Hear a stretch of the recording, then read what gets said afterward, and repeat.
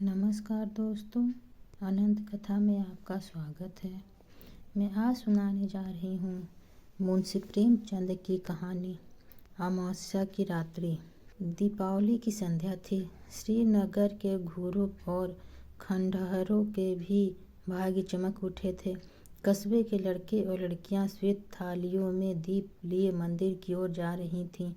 दीपों से उनके मुखारबिंद प्रकाशमान थे। प्रत्येक गृह रोशनी से जगमगा रहा था। केवल पंडित देवदत्त का शतधारा भवन काली घटा के अंधकार में गंभीर और भयंकर रूप में खड़ा था। गंभीर इसलिए कि वो अपनी उन्नति के दिन भूले न थे। भयंकर इसलिए कि जगमगाहट मानो उससे चिढ़ा रही थी। एक समय वह था जब कि ईर्ष्या भी उसे देख कर हाथ मलती थी, और एक समय यह है कि घृणा भी उस पर कटाक्ष करती है। द्वार पर द्वारपाल की जगह अब मदार और एरंड के वृक्ष खड़े थे। दीवान खाने में एक मतंग साँड़ अकड़ता था। ऊपर के घरों में जहाँ सुंदर रमणीय मनोहर गीत संगीत गाती थी, वहाँ आज जंगली कबूतरों की मधुर स्वर सुनाई देते थे। किसी अंग्रेजी मदरसे के विद्यार्थी के अचानक की भांति उसके जड़ें हिल गई थी, और उसकी दीवारें किसी विधवा स्त्री के हृदय की भांति विदीर्ण हो रही थी। पर समय को हम कुछ नहीं कह सकते। समय भी निंदा, व्यर्थ और भूल है। यह मूर्खता और अदूरदर्शिता का फल था। अमावस्या की रात्रि थी। प्रकाश से पराजित हो कर मानव अंधकार ने उसी विशाल भवन के शरण ली थी। पंडित देवदत्त अपने अर्ध अंधकार वाले कमरे में मौन परंतु चिंता में निमग्न थे। आज एक महीने से उनकी पत्नी गिरजा की जिंदगी को निर्दय काल ने खिलवाड़ बना लिया था। पंडित जी दरिद्रता और दुख को भुगतने के लिए तैयार थे। भाग्य का भरोसा उन्हें धैर्य बांधाता था, किंतु वह नई विपत्ति सहन शक्ति से बाहर थी। बेचारे दिन गिरजा के सिरहाने बैठे हुए उनके मुरझाए हुए मुँह को देखकर कुढ़ते और रोते थे। गिरजा जब अपने जीवन से निराश होकर रोती थी तो उसे समझाते, गिरजा रो मत, शीघ्र ही अच्छी हो जाओगी। पंडित देवदत्त के पूर्वजों का कारोबार बहुत विस्तृत था। वे लेन देन किया करते थे। अधिकतर उनके व्यवहार बड़े बड़े चकलेदारों और रजवाड़ों के साथ थे। उस समय ईमान इतना सस्ता नहीं बिकता था। सादे पत्रों पर लाखों की बातें हो जाती थी। मगर सन 57 ईस्वी के बलकवे ने कितनी ही रियासतों और राज्यों को मिटा दिया, और उनके साथ तिवारियों का यह अन्न धन परिवार भी मिट्टी में मिल गया। खजाना लुट गया। बही खाते पंसारियों के काम आए। जब कुछ शांति हुई, रियासतें फिर संभली, तो समय पलट चुका था। वचन लेख के अधीन हो रहा था तथा लेख में सादे और रंगीन का भेद होने लगा था। जब देवदत्त ने होश संभाला तब उनके पास इस खंडहर के अतिरिक्त और कोई संपत्ति न थी। अब निर्वाह के लिए कोई उपाय न था। कृषि में परिश्रम और कष्ट था। वाणिज्य के लिए धन और बुद्धि की आवश्यकता थी। विद्या भी ऐसी नहीं थी कि कहीं नौकरी करके परिवार की प्रतिष्ठा दान लेने में बाधक थी। अस्तु साल में 2-3 बार अपने पुराने व्यवहारियों के घर बिना बुलाए पाहुनों की भांति जाते और कुछ विदाई तथा मार्ग व्यय पाते उसी पर गुजारा करते। पैतृक प्रतिष्ठा का चिन्ह यदि कुछ शेष था तो पुरानी चिट्ठी पत्रियों का ढेर तथा हुंडियों की पुलिंदा, जिनकी स्याही भी उनके मंद भाग की भांति फीकी पड़ गई थी। पंडित देवदत्त उन्हें प्राणों से भी अधिक प्रिय समझते थे। द्वितीया के दिन जब घर लक्ष्मी की पूजा होती है, पंडित जी ठाट बाट से इन पुलिंदों की पूजा करते। न लक्ष्मी न सही, लक्ष्मी का स्मारक चिन्ह ही सही। दूज का दिन था। पंडित जी के प्रतिष्ठा के श्रद्धा का दिन था। इसे चाहे विडंबना कहो चाहे मूर्खता, परंतु श्रीमान पंडित महाशय को इन पत्रों का बड़ा अभिमान था। जब गांव में कोई विवाद छिड़ जाता तो वह सड़े गले कागजों की सेना ही बहुत काम कर जाती और प्रतिवादी शत्रु को हार माननी पड़ती। यदि 70 पीढ़ियों से शस्त्र की सूरत न देखने पर भी लोग क्षत्रिय होने का अभिमान करते हैं, तो पंडित देवदत्त उन लेखों पर अभिमान करना अनुचित नहीं कहा जा सकता जिनमें 70 लाख रुपए की रकम छिपी हुई थी। वही अमावस्या की रात्रि थी, किंतु दीपमालिका अपनी अल्पजीवनी समाप्त कर चुकी थी। चारों ओर जुआरियों के लिए यह सुकून की रात्रि थी, क्योंकि आज की हार साल भर की हार होती। लक्ष्मी के आगमन की धूम थी। कौड़ियों पर अशर्फियाँ लूट रही थीं। भट्टियों में शराब के बदले पानी बिक रहा था। पंडित देवदत्त के अतिरिक्त कस्बे में कोई ऐसा मनुष्य नहीं था जो दूसरों की कमाई समेटने की धुन में हो। आज भोर के ही गिरजा की अवस्था शोचनीय थी। विषम ज्वर उसे एक एक क्षण में मूर्छित कर रहा था। एकाएक उसने चौंक कर आंखें खोली और अत्यंत क्षीण स्वर में कहा, आज तो दीपावली है। देवदत्त ऐसा निराश हो रहा था कि गिरजा को चैतन्य देखकर उसे भी आनंद नहीं हुआ। बोला, हाँ, आज दीपावली है। गिरजा ने आंसू भरी दृष्टि से इधर उधर देखकर कहा, हमारे घर में दीप क्यों नहीं जलेंगे? देवदत्त फूट फूट कर रोने लगा। गिरजा ने फिर उसी स्वर में कहा, देखो, आज बरस भर के दिन भी हमारे घर में अंधेरा रह गया। मुझे उठा दो, मैं भी अपने घर दिए जलाऊंगी। ये बातें देवदत्त को हृदय में चुभ ही जाती थी। मनुष्य की अंतिम घड़ी लालसाओं और भावनाओं में व्यतीत होती है। इस नगर में लाला शंकर दास अच्छे प्रसिद्ध वैद्य थे। अपने प्राण संजीवन औषधालय में दवाओं के स्थान पर छापने का प्रेस रखते थे। दवाइयाँ कम बनती थी, इश्तिहार अधिक प्रकाशित होते थे। वे कहते थे कि बीमारी केवल रईसों की ढकोसला है और पॉलिटिकल इकोनॉमी के राजनीतिक अर्थशास्त्र के अनुसार इस विलास पदार्थ में जितना अधिक संभव हो टैक्स लेना चाहिए। यदि कोई निर्धन है तो हो, यदि कोई मरता है तो मरे, उसे क्या अधिकार है कि बीमार पड़े और मुफ्त में दवाई कराए। भारतवर्ष की यह दशा अधिकतर मुफ्त दवा कराने से हुई है। इतने मनुष्यों के असावधान और बलहीन बना दिया है। देवदत्त महीने भर नित्य अब उनके निकट दवा लेने आता था, परंतु वैद्य जी कभी उसकी ओर इतना ध्यान नहीं देते थे कि वो अपनी शोचनीय दशा प्रकट कर सके।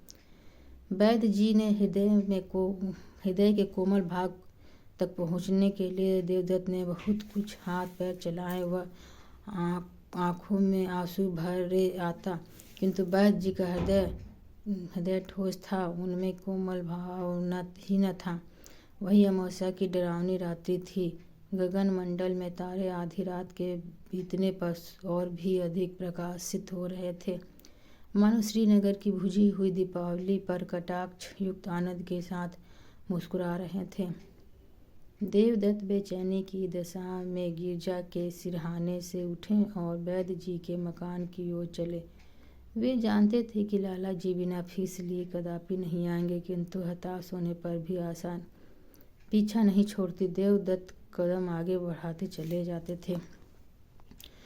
हकीम जी उस समय अपने रामबाण बिंदु का विज्ञापन लिखने में व्यस्त थे।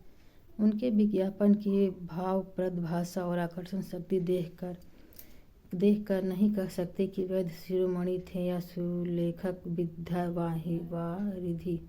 पाठक, आप उनके उर्दू विज्ञापन का साक्षात दर्शन कर लें। नाजरिए, आप जानते हैं कि मैं कौन हूँ। आपका जर्द चेहरा, आपका तने लागिर, आपका जरा सी मेहनत में बेदम हो जाना, आपका लज्जात दुनिया में बेहरूम रहना, आपका खाना तरीकी, यह सब इस सवाल पर नफी के जवाब देते हैं। सुनिए, मैं कौन हूँ? मैं वह शख्स हूँ जिनके इमराज इस्नानी को पर्दे की दुनिया से गायब कर देने का बीड़ा उठाया है, जिनसे इश्तिहारबाज का जाफरोश गंदुमनुमा बने हुए हकीमों को बेखबर वबूद से खोद कर दुनिया को पाक कर देने का अज़्म बिल्म जज्ब कर लिया है। मैं वह हैरत अंगेज इंसान ज़ईफ़ उल बयां हूँ जो नासाद को दिलसाद, नामुराद को बामुराद, भगोड़ों को दिलेर, गिदड़ को शेर बनाता है। और यह किसी जादू से नहीं, मंत्र से नहीं, वह मेरी ईजाद करदा अमृत बिंदु के अदना करिश्मे हैं। अमृत बिंदु क्या है, इसे कुछ नहीं मैं ही जानता हूँ। महर्षि अगस्त ने धन्वंतरि के कानों में इसका नुस्खा बताया था। जिस वक्त आप BP पार्सल खोलेंगे तब आपकी हकीकत रोशन हो जाएगी और आप बेहयात हैं। यह मर्दानगी का जौहर, फरजानगी का अक्सिर, अक्ल का मुरब्बा और ज़हन का शकील है।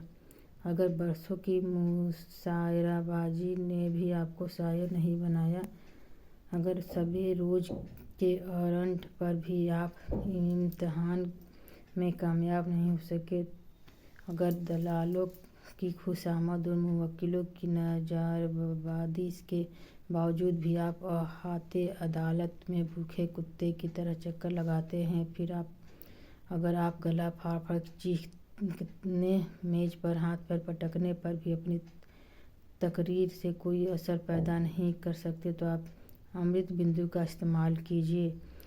इसका सबसे बड़ा फ़ायदा जो पहले ही दिन मालूम हो जाएगी कि आपकी आंखें खुल जाएंगी और आप भी कभी इश्तिहारबाज हकीमों के दाम फरेब में नहीं फंसेंगे।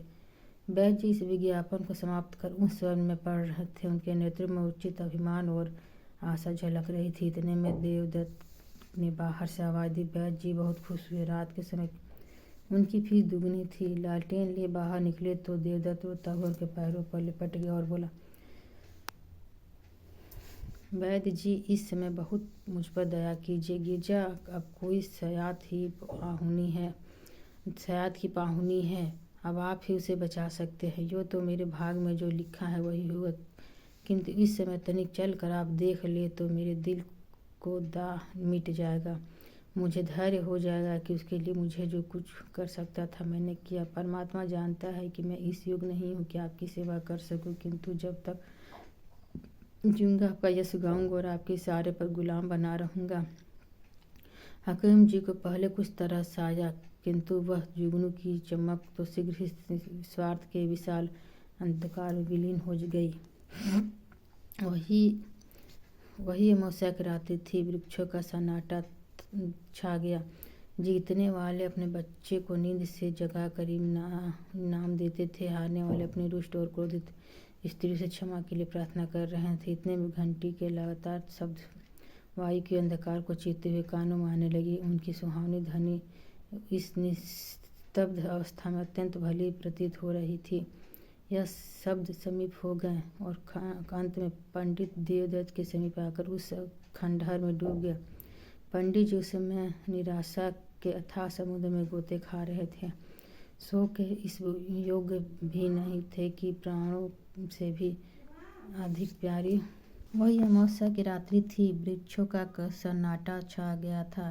जीतने वाले अपने बच्चों को नींद से जगाकर इनाम दे रहे थे और हारने वाले अपनी रुष्ट और क्रोधित स्त्रियों से क्षमा के लिए प्रार्थना कर रहे थे। इतने में घंटी के लगातार शब्द वायु और अंधकार को चीरते हुए कानों में आने लगी। उनकी सुहावनी ध्वनि इस निस्तब्ध अवस्था में अत्यंत भली प्रतीत होती थी। वह शब्द समीप हो गए और अंत में पंडित देवदत्त के समीप आकर उस खंडहर में डूब गए। पंडित जी उस समय निराशा और के अथाह समुद्र में गोते खा रहे थे और शोक के इस योग्य भी नहीं थे कि प्राणों से भी अधिक प्यारी गिरजा का दवा दर्पण कर सकें। क्या करे इस निष्ठुर वैद्य को कहाँ यहाँ कैसे लाए। जालिम, मैं सारी उम्र तेरी गुलामी करता हूँ, तेरे इश्तिहार छापता, तेरी दवाइयाँ कोरता। आज पंडित जी को यह ज्ञात हुआ कि 70 लाख की चिट्ठियाँ पति कौड़ियों के मोल भी नहीं। पैतृक प्रतिष्ठा का अहंकार अब आंखों से दूर हो गया। उन्होंने उस मखमली थैले को संदूक से बाहर निकाला और उन चिट्ठी पत्रियों को जो माँ बाप दादा की कमाई का शेषांक थी और प्रतिष्ठा की भांति जिनकी रक्षा की जाती थी, एक एक करके दिया को अर्पण करने लगे।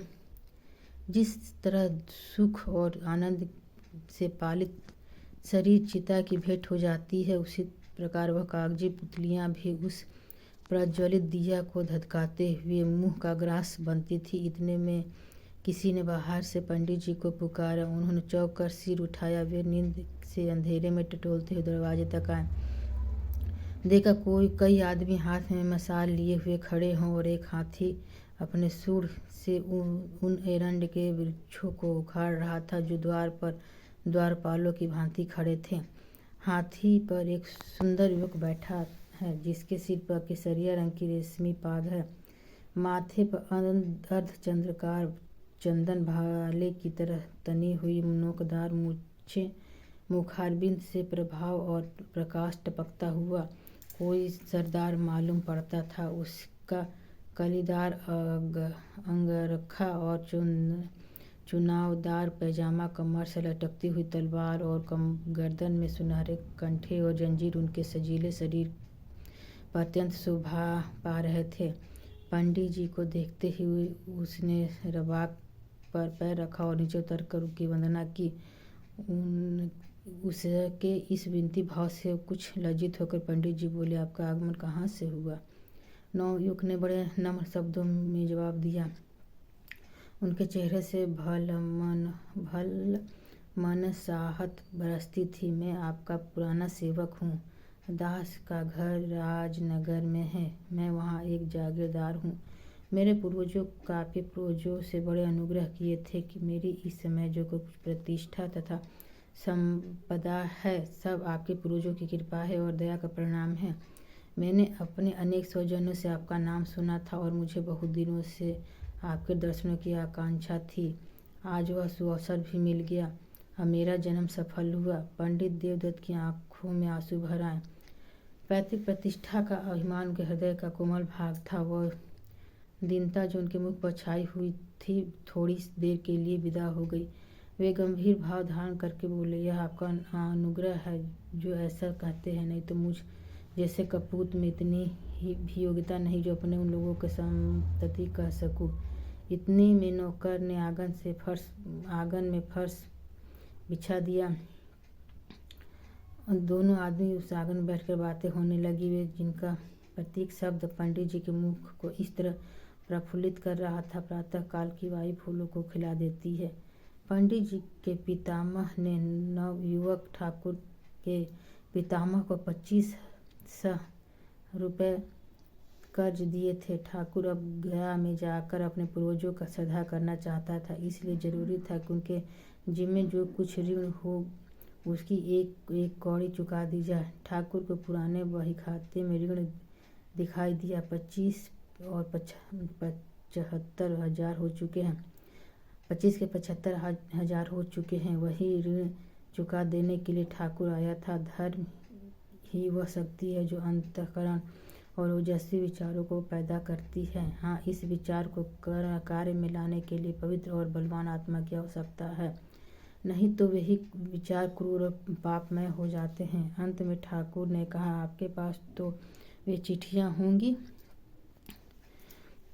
आपके पास तो चिट्ठी। देवदत्त का दिल बैठ गया। वे संभलकर बोले, संभवतः तो हो, कुछ कह नहीं सकते। ठाकुर ने लापरवाही से कहा, ढूंढिए, यदि मिल जाए तो हम लेते जाएंगे। पंडित देवदत्त उठे, लेकिन हृदय ठंडा हो रहा था। शंका होने वाली थी कि कहीं भाग के हरे बाग न दिखा रहा हो। कौन जाने वह पूजा जल कर राख हो गया या नहीं। यदि न मिला तो रुपए कौन देता है। शोक की दूध का प्याला सामने आकर हाथ से छूट जाए। हे भगवान, वह पत्री मिल जाए। हमने अनेक कष्ट पाए हैं, अब हम पर दया करो। इस प्रकार आशा और निराशा की आशा में देवदत्त भीतर गए और दिया के टिमटिमाते हुए प्रकाश में बचे हुए पत्रों को उलट पुलट कर देखने लगे। वे उछल पड़े और उमंग से भरे हुए पागलों की भांति आनंद की अवस्था में 2-3 बार कूदे। तब दौड़कर गिरजा को गले से लगा लिया और बोले, प्यारी, यदि ईश्वर ने चाहा तो तू अब बच जाएगी। उन्मत्तता में उन्हें एकदम यह नहीं जान पड़ा कि गिरजा अब नहीं है, केवल उसकी लोथ है। देवदत्त ने पत्री को उठा लिया और द्वार तक वे इतनी तेजी से आए कि मानो पाँव में पग पर लग गए हो। परंतु यहाँ उन्होंने अपने को रोका और हृदय में आनंद की उमड़ती हुई तरंग को रोककर कहा, यह लीजिए, यह पत्री मिल गई। संयोग की बात है, नहीं तो 70 लाख के कागज दीमकों के आहार बन गए। आकस्मिक सफलता में कभी कभी संदेह बाधा डालता है। जब ठाकुर ने उस पत्री को लेने को हाथ बढ़ाया तो देवदत्त को संदेह हुआ कि कहीं उसे फाड़ कर फेंक न दे। यद्यपि यह संदेह निरर्थक था, किंतु मनुष्य कमजोरियों का पुतला है। ठाकुर ने उनके मन के भाव को ताड़ लिया। उसने बेपरवाही से पत्री को लिया और मशाल के प्रकाश में देख कर यह कहा, अब मुझे विश्वास हुआ। यह लीजिए, आपका रुपया आपके समक्ष है। आशीर्वाद दीजिए कि मेरे पूर्वजों की मुक्ति हो जाए। यह कहकर उसने कमर में एक थैला निकाला और उसमें से 1000 के 75 नोट निकालकर देवदत्त को दे दिए। पंडित जी का हृदय बड़े वेग से धड़क रहा था, नाड़ी तीव्र गति से कूद रही थी। उन्होंने चारों ओर चौकन्नी दृष्टि से देखा कि कहीं कोई दूसरा तो नहीं खड़ा है, और वह कांपते हुए हाथों से नोटों को ले लिया। अपनी उच्चता प्रकट करने की व्यर्थ चेष्टा में उन्होंने नोटों की गणना भी नहीं की, केवल उमड़ती हुई दृष्टि से देखकर उन्हें समेटकर जेब में डाल लिया। वही अमावस्या की रात्रि थी। स्वर्णिम दीपक भी धुंधले हो चुके थे। उनकी यात्रा सूर्य नारायण के आने की सूचना दे रही थी। उदयाचल फिरोजी बाना पहन चुका था।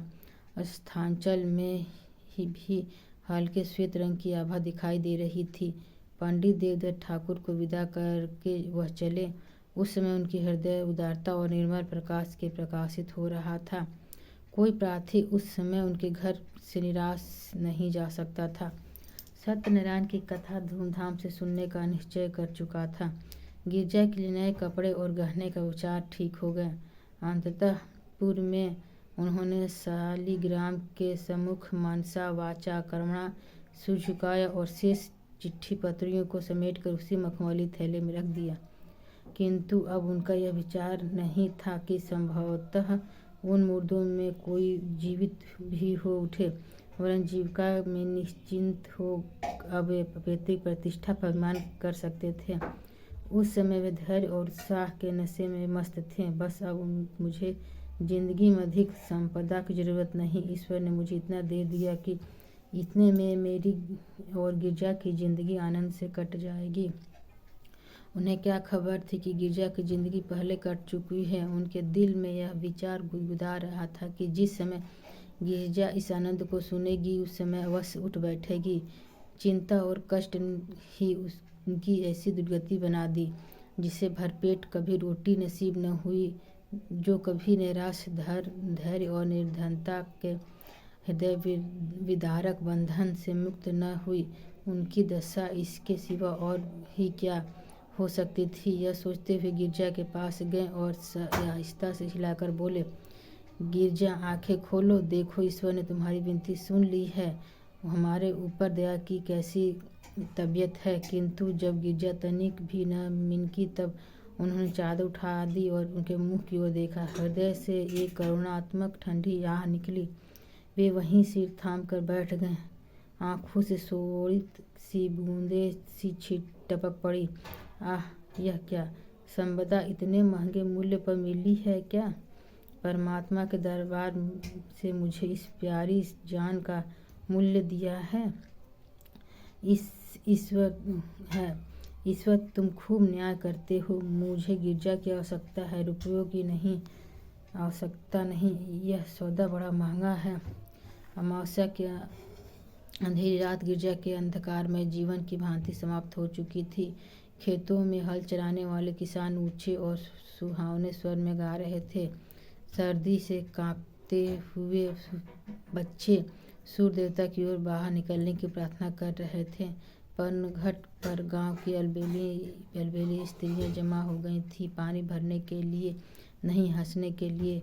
कोई घड़े को मुंह में डाले हुए अपनी पोपली सास की नकल कर रही थी, कोई खंभों से चिपटी हुई सहेली से मुस्कुराकर प्रेम रहस्य की बातें कर रही थी। बूढ़ी स्त्रियां पोतों को गोद में लिए अपने बहुओं को कोस रही थीं कि घंटे भर हुए अब तक कुएं से नहीं लौटी, किंतु वैद्यराज लाला शंकर दास अभी तक मीठी नींद ले रहे थे। खांसते हुए बच्चों और कराहते हुए बूढ़े उनके औषधालय के द्वार पर जमा हो चले थे। इस भीड़ भड़म से कुछ दूर पर 2-3 सुंदर किंतु मुरझाए हुए नवयुवक टहल रहे थे और वैद्य जी से एकांत में कुछ बातें किया करना चाहते थे। इतने में पंडित देवदत्त नंगे सिर, नंगे बदन, लाल आंखें, डरावनी सूरत, कागज का एक पुलिंदा लिए खड़े दौड़ते हुए आए और औषधालय के द्वार पर इतने जोर से हाँक लगाने लगे कि वैद्य जी चौंक पड़ और कहार के पुकार कर बोले कि दरवाज़ा खोल दे। कहार महात्मा बड़ी रात गए किसी बिरादरी की पंचायत से लौटे थे। उन्हें दीर्घ निद्रा का रोग था और जो वैद्य जी की लगातार भाषण और फटकार की औषधियों से भी कम न होता था। आप बैठते हुए उठे और किवाड़ खोल कर हुक्का चिलम की चिंता में आग ढूंढने चले। हकीम जी उठने की चेष्टा कर रहे थे कि सहसा देवदत्त उसके सम्मुख जाकर खड़े हो गए और नोटों की पुलिंदा उनके आगे पटक कर बोले, वैद्य जी, ये 75,000 के नोट हैं। यह आपका पुरस्कार है और आपकी फीस है। आप चलकर गिरजा को देख लीजिए और ऐसा कुछ कीजिए कि केवल एक बार आँख खोल दे। यह उसकी एक दृष्टि पर न्यौछावर है, केवल एक दृष्टि पर। आपको रुपए मनुष्य की जान से प्यारे हैं, वे आपके समक्ष हैं।